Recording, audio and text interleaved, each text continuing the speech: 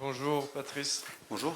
Est-ce que vous pouvez commencer par nous donner des nouvelles de votre groupe, de joueurs de ce match, et notamment de Brecht, de Jäger, qu'on a vu un petit peu touché aujourd'hui?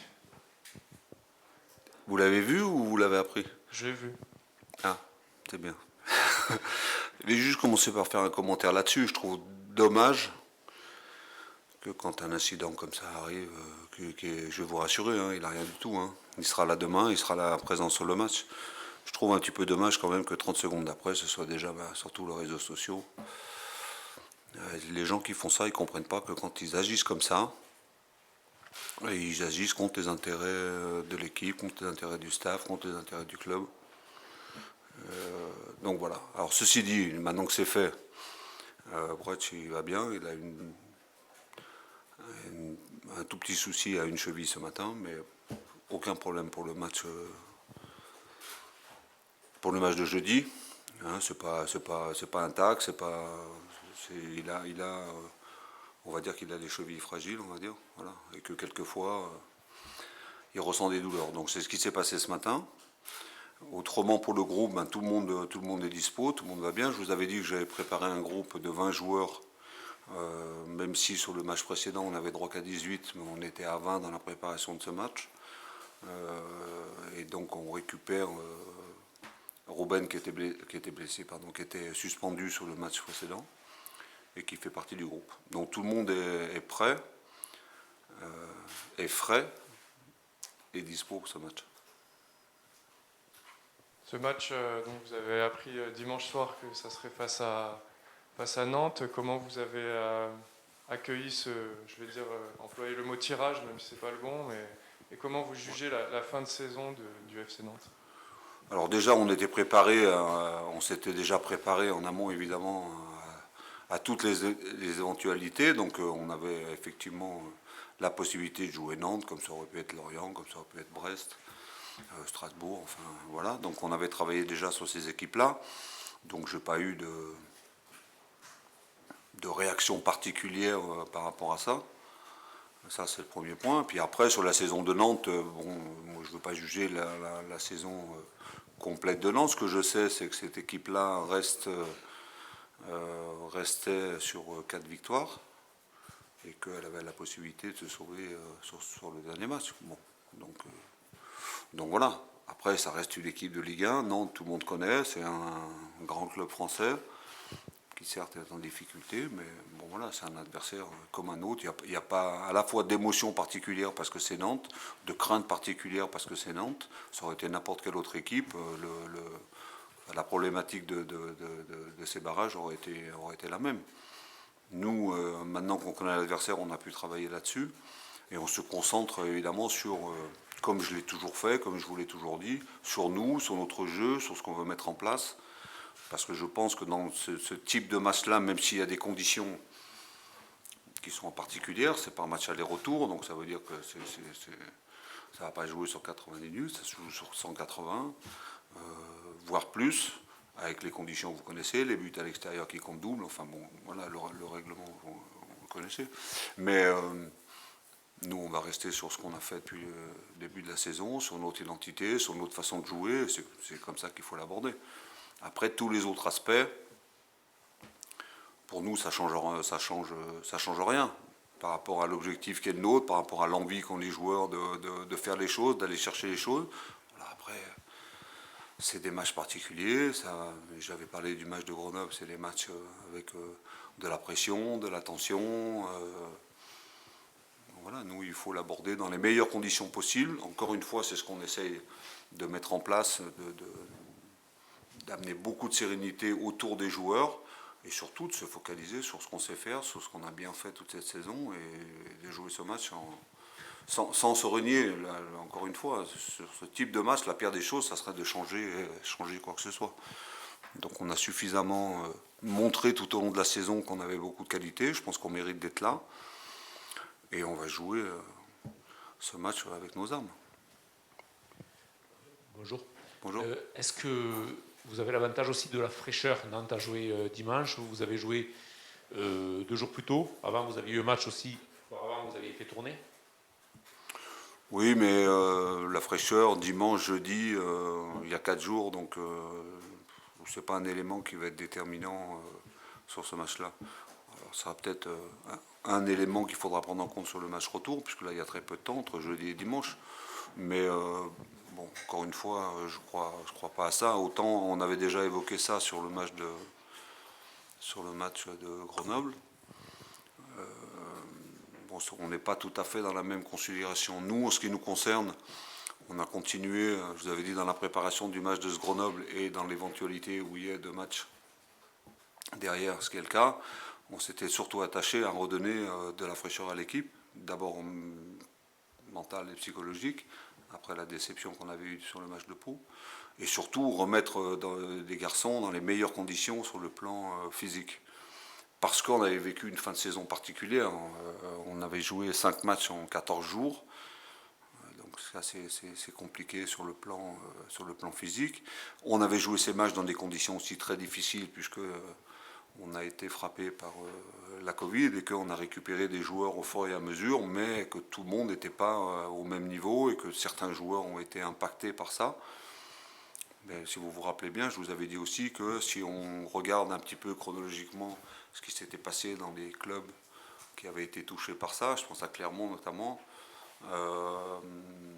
le laps de temps qu'ils avaient mis pour retrouver tous leurs moyens, ça correspond un petit peu au laps de temps qu'on a eu, nous, pour jouer le match de Grenoble et surtout pour jouer ces 2 matchs-là. Donc j'ai pas d'inquiétude particulière sur ce plan-là, mais après je pense que le match il va jouer ailleurs. Pour moi ça va pas être un élément déterminant.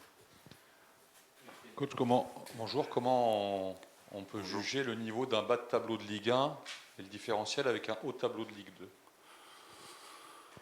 Écoutez, déjà, il y a une différence entre la Ligue 1 et la Ligue 2. Donc, c'est déjà ça qu'il faut appréhender. C'est ce que j'ai dit aux joueurs. Donc, après, moi, je vais vous le résumer comme ça. En Ligue 2, par exemple, si vous perdez 5 ballons, vous prenez 2 buts. En Ligue 1, vous perdez 5 ballons, vous prenez 4 buts. C'est ça la différence. Donc, déjà sur le niveau technique du match, il faudra avoir le moins de déchets possible. Il faut, sur le plan défensif, être très, très discipliné, très costaud. Et puis après, une fois qu'on a dit ça, il faut aussi, on a des armes, nous, pour poser les problèmes à cette équipe-là. Mais voilà, par rapport à votre question, je ne sais pas si j'ai bien résumé la situation, mais c'est ça, il y a une différence. Alors après, effectivement, une équipe qui est en difficulté, qui joue son maintien en Ligue 1 par l'intermédiaire des barrages, est-ce qu'elle est plus forte ou moins forte qu'une équipe qui a joué le haut tableau de la Ligue 2? Très honnêtement, il n'y a que la vérité du terrain qui va le dire. Ce que je sais, c'est que mon équipe est capable, je leur ai dit toute la saison qu'ils étaient capables de battre n'importe qui. Je pense qu'on peut battre tout le monde. Après, il y a des éléments que je viens d'évoquer. Voilà. Et la vérité, ça va être au moment du match. Chaque match a sa vérité. Après, on peut toujours extrapoler sur les conditions psychologiques. Non, psychologiquement, il n'est pas bien. Nous, on est bien. Nous, tout ça, c'est... Tout ce qui peut se dire autour, c'est déjà... J'évite de lire tout ce qui s'écrit, j'évite d'écouter tout ce qui se dit, on reste concentré sur notre jeu. Voilà. On sait qu'on a 2 fois 90 minutes pour faire la différence et pour monter en Ligue 1. Voilà. Et je sens des joueurs très concentrés là-dessus, très motivés évidemment par rapport à ça. Il faut aussi, pour aborder ces matchs-là, avoir la motivation qu'il faut, mais il ne faut pas être surmotivé. Il ne faut pas jouer les matchs avant. Il faut être présent au moment où il le faut, c'est-à-dire au moment du match. Donc voilà, mais encore une fois, même si c'est pas parce qu'on va rencontrer le FC Nantes, c'est pas parce qu'on va rencontrer une Ligue 1 que je vais changer ma façon de faire. J'insiste beaucoup sur nous plus que sur l'adversaire. Alors une fois que j'ai dit ça, on l'a étudié l'adversaire, on connaît ses points forts, ils en ont. S'ils sont là, c'est qu'ils ont aussi des faiblesses. À nous de mettre en place des choses sur le terrain pour pouvoir leur poser des problèmes, exploiter leurs faiblesses, et sur le plan défensif, d'être hyper costaud pour annihiler leurs points forts. J'allais évoquer la chose, vous avez eu une attaque quand même de feu cette année, mais vous avez connu une défense plus inégale tout au long de la saison, selon les matchs. Est-ce que ce n'est pas la clé de votre aller-retour Excusez-moi, je n'ai pas compris. Je dis, vous avez eu une attaque de feu cette saison, oui. Vous étiez la meilleure de Ligue 2, mais vous avez une défense plus inégale tout au long de l'année. Oui. Est-ce que ce n'est pas la clé de votre aller-retour face à un club comme Nantes? j'ai un peu donné la réponse avant. Et sur le plan défensif, on ne pourra pas avoir d'oubli, c'est sûr. Voilà. Dans ce genre de match, il faut que tout le monde à la récupération du ballon soit présent. S'il vous manque un joueur, vous êtes en difficulté. Voilà. Maintenant, une fois que vous avez dit ça, quand je regarde de l'autre côté, ils ont aussi, sur le plan défensif, quelques soucis si on fait l'analyse de la saison. Donc voilà. Donc les forces en présence, on les connaît. Je pense qu'Antoine y connaît bien aussi les forces en présence qu'on a de l'autre côté. Mais encore une fois, chaque match a sa vérité et je pense que le match va se jouer sur autre chose que ça. Voilà. Et que les stats que peuvent avoir les deux équipes, je ne suis pas sûr que sur ce match-là, à la fois le contenu du match et le résultat du match reflètent les statistiques de toute une saison. Alors après, encore une fois, comme vous savez, je suis quelqu'un de très positif, j'aimerais que nous, on confirme les statistiques sur le plan offensif et qu'on marque beaucoup de buts. Parce que la clé, tout le monde pense, comme il y a ce but à l'extérieur, il ne faut pas prendre de but. Moi, je pense que la clé du match, c'est qu'il faut aller marquer des buts. Et forcer les statistiques. Dernière question, Martin, merci. Forcer les statistiques qui ne sont pas en faveur des clubs de Ligue 2 aussi dans ces exercices-là, avec le match retour en Ligue 1. Oui. On le sait, ça, mais ça, si je m'attache à ça, je dis c'est pas la peine de le jouer alors, si c'est comme ça. Par contre, ce qu'on peut dire, c'est que ces barrages sont faits quand même pour que les clubs de Ligue 1 restent en Ligue 1. Ça, c'est une certitude. Mais moi, je considère qu'on est un club de Ligue 1 qui joue en Ligue 2. On a l'ambition de revenir en Ligue 1. Je trouve que les joueurs le méritent, que notre club le mérite. Tout le travail qui a été fait mériterait qu'on ait cette récompense-là. On a fait tout ce qui était à notre possible pour y arriver pendant le championnat. On n'y est pas arrivé, mais on est quand même là. On est 3e. On a gagné une première bataille contre Grenoble. Et on a l'intention et l'ambition de gagner les 2 autres. Donc, c'est ça le message que je fais passer aux joueurs. Oui, bonjour. Bonjour. Vous en avez parlé assez longuement. Vous dites souvent, ce ne sera pas ça la clé. Moi, j'aimerais savoir qu'est-ce que ce sera la clé. Vous avez de l'expérience de la Ligue 1, vous avez de l'expérience de la Ligue 2, vous avez fait un beau parcours de Coupe de France contre des clubs de Ligue 1. Donc, qu'est-ce que ça va être finalement la clé de cette rencontre selon vous? La tête. Tout part de là. La façon d'aborder le match, et c'est quand je dis la tête, alors évidemment qu'il y a tout ce qu'on a évoqué sur le plan du jeu, sur le plan footballistique, mais c'est la tête qui fait que vous êtes en mesure et en capacité de mettre en place les choses sur le terrain et de faire les choses. Quand je dis ça, c'est qu'il ne faudra pas jouer petit bras, il faudra être entreprenant, il faudra oser. En gros, il ne faudra pas. C'est pour ça que j'ai dit qu'il ne faut pas se renier. Nous, on a une identité, et c'est peut-être la plus grande fierté que j'ai dans cette saison, c'est qu'aujourd'hui, j'ai fait l'autre fois une interview, je crois c'est sur RMC, où un journaliste qui me disait, quand on regarde jouer, on sait tout de suite que c'est Toulouse. Si c'est pas le maillot de Toulouse et qu'on met votre équipe avec un autre maillot de Toulouse, les mecs, quand ils regardent, ils disent c'est Toulouse qui joue. Ça, c'est ça notre force. Donc il faut qu'on le mette sur le terrain.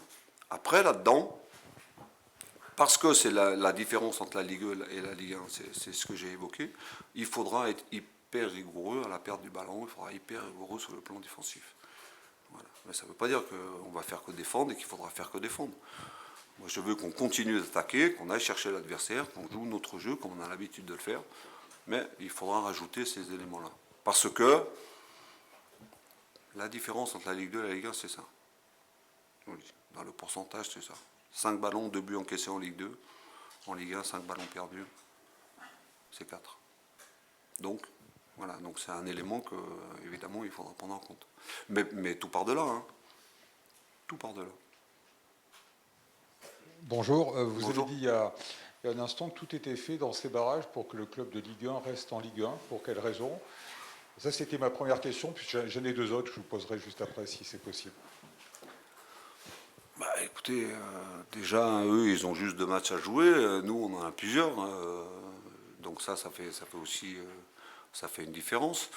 Après, le match aller est toujours sur la pelouse du club de Ligue 2. Pourquoi on fait faire un tirage au sort pour savoir, par exemple, où on va jouer? Voilà, c'est plein d'éléments comme ça. C'est pour ça que je dis ça. Après, pour moi, ces barrages, c'est une aberration. C'est une aberration. Bon, voilà, maintenant c'est fait. Alors après, je ne sais pas comment les présidents ont voté ça. Je pense qu'il y a des présidents qui l'ont voté en pensant qu'ils n'iront jamais en Ligue 2. Une fois qu'ils sont en Ligue 2, je pense qu'ils se mentent les droits d'avoir voté des choses comme ça. Alors après, dans le championnat, le fait qu'il y ait ça, c'est 5 places. Ça veut dire, alors les 5 places et cette place de barragiste en bas, ça veut dire que le championnat, jusqu'à la fin, il peut être passionnant. C'est-à-dire qu'il n'y a pas d'équipe larguée, sauf des équipes qui explosent. Mais autrement, jusqu'à la dernière journée ou 2 journées, même si vous avez 6-7 points de retard, vous avez toujours cette possibilité de cette place de barragiste. Par exemple, pour les équipes du bas, elle est importante. Et pour le haut, ça veut dire que maintenant, tout le monde annonce des ambitions. C'est-à-dire que maintenant, on ne parle plus de la montée, on dit on va être dans le top 5. Il y a aussi cette histoire publique qui sera possible avec une jauge très modérée au match retour et qui ne sera pas possible à... Non, ça c'est... Ah non, non. Je me trompe là, ok. Ah bah, il n'y aura pas les 1000 parce qu'à 18h, je pensais que c'était possible. Heureusement. C'est huis clos. Bon, Heureusement. c'est très, Bah, c'est très bien. Parce que là, ça aurait été un petit peu embêtant. Là, si jamais c'est le cas, Bon. vous auriez eu la démonstration de ce que je viens de vous dire. Non, mais heureusement qu'en termes... Cela dit, au-delà de ces barrages, ils sont là, donc bon, forcément, si vous voulez monter, il faut battre Nantes. Est-ce que vous sentez petit à petit, alors c'est peut-être juste le début, un engouement qui monte dans une ville qui a vibré beaucoup pour le rugby aujourd'hui, mais qui a aussi historiquement une équipe de football en Ligue 1 et que ce poids-là est en train peut-être de mettre une bonne pression sur tout le monde? Ouais, vous avez employé le terme, une bonne pression. En tout cas, pour moi, c'est pas une pression, c'est que du bonheur. Après, l'engouement, malheureusement, on est privé de ça physiquement avec nos supporters et tout ça. Par contre, on reçoit suffisamment de témoignages et on a toujours senti ça. On sait bien qu'on a derrière nous beaucoup de monde. Beaucoup de monde. Et je pense qu'avec la saison qu'on a faite, si le stade avait été ouvert, on aurait rempli, je sais pas. Je pense que sur certains matchs, on aurait rempli le stadium. Et je pense qu'on aurait mis 20 000 pas mal de fois. Donc, on est privé de ça, on est privé de l'essence même du football et enfin, moi, ce que j'aime dans le football, mais les joueurs aussi. Le football, c'est un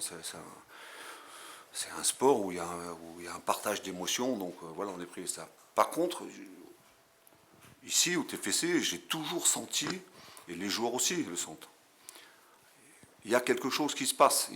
Derrière nous, on a moi, je vais le dire comme ça, on a toute une ville qui est derrière nous et qui souhaite qu'on remonte et on a que des ondes positives dans ce domaine-là. Donc c'est pas une pression pour les joueurs, c'est pas un poids supplémentaire, c'est une force. Moi je leur ai toujours dit ça. Ça c'est une force. On a beaucoup d'atouts pour réaliser les choses. On a réalisé déjà une très très belle saison. Après maintenant il faut la finir. Mais on aura ça. C'est sûr qu'on aura ça. Nos supporters attendent que ça, mais ça, on le sent. On le sent. Même si on n'a pas cette présence physique. On l'a quelquefois. Quand on vient au stade, les supporters qui sont là, vous ne pouvez pas imaginer l'énergie que ça donne aux joueurs. C'est quelque chose de fantastique. Donc tous ces éléments-là font que, pour nous, c'est tout sauf une pression. Mais vous avez employé le terme, c'est effectivement une bonne pression. Quand vous êtes arrivé, justement, c'était pas trop... Pardon. Quand vous êtes arrivé, le public, il était plutôt pas comme à Nantes actuellement, mais plutôt en rébellion contre l'équipe, justement. Est-ce que vous avez senti qu'il y avait une fracture à ce moment-là ou pas? Qu'il y avait une pression de... Donc, quand vous êtes arrivé, oui. Parce qu'avec la descente et les années un peu compliquées qu'il y a eu avant, il y avait eu Est-ce que vous avez senti que ce public était justement un peu en rébellion jusqu'à présent et revenu vers vous, même si ça le voit forcément, c'est un peu dur. Oui, mais quand je suis arrivé, je vous l'ai dit, moi j'ai trouvé une situation dans le club, on a trouvé, le président quand il est arrivé, tout le monde a trouvé, j'ai trouvé un traumatisme dans ce club incroyable. Je l'avais déjà vécu à Caen, quand un club descend, c'est forcément un traumatisme. Mais à ce point, ici, j'avais rarement vu ça, notamment auprès des joueurs. Ils étaient impactés d'une manière incroyable. Après, quand on refait l'histoire, la libération, elle est venue après le match contre Auxerre. Donc après, concernant les supporters, quand les supporters vivent une saison comme ça,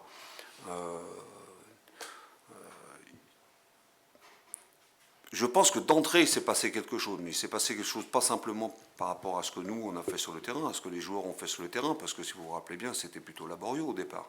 On était plutôt mal partis. Mais le fait qu'il y ait des nouveaux propriétaires, qu'il y ait un nouveau président, qu'il y ait une nouvelle façon de faire, ça donnait beaucoup d'espoir. Ça semblait être attendu par les supporters, et ils ont perçu la chose comme un espèce de renouveau. Alors après, il fallait que ça se concrétise sur le terrain, et ça s'est concrétisé. Alors, on aurait souhaité que ça le fasse plus tôt, mais à partir du match d'Auxerre, il s'est passé quelque chose. Même un petit peu avant, parce que les matchs qu'on a fait, même s'il n'y avait que des nuls, contre Sochaux, contre Troyes, il y avait quand même les prémices de quelque chose. Et d'un coup, ces gens sont remis à croire, mais c'est ça qui est important. Moi, ce qui m'intéresse dans ce sport, c'est justement cette relation avec les supporters, et que les supporters se reconnaissent dans l'équipe qui joue. Voilà, à travers une identité, à travers des valeurs, à travers plein de choses. Même quand l'équipe perd.